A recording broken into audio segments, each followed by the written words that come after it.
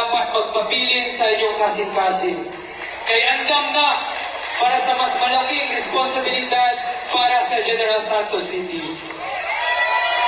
Nangangarap kasi ako na magtulungan tayo for a better version of General Santos City.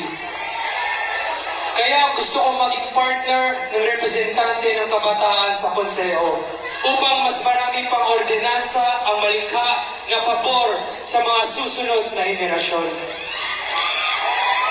Sinasabi nila na masyado pa akong bata, pero ang sagot ko, kailangan ngayon na ang simula.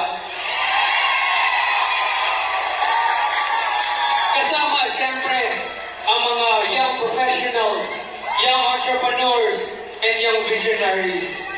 Dahil nasa konseho na dapat ang mga bagong pananaw, mga innovations, at direksyon para sa modernong mundo natin ngayon. At bilang part din ng entertainment industry, tutulong ako sa pag-angat ng turismo.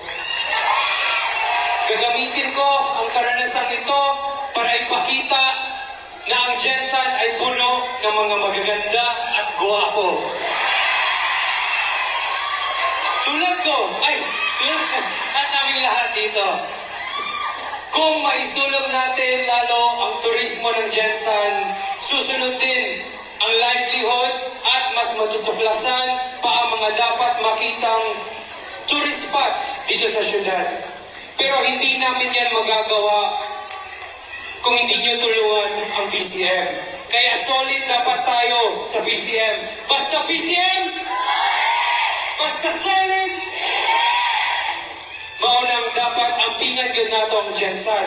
Kasama ang aking father, ang biggest inspiration ko na bakit ako tumakbo. Number 50, Senator Manny Pacquiao. Mayor Lorelie Geronimo Pacquiao, ating One Pacman Party List Representative na si Kong Bobby Pacquiao, and Congressman Ton Acharon, and Vice Mayor Doc Ojo Acharon, at ang buong kasama ko sa konseho. Michael Pacquiao, number 27 ng PCM, para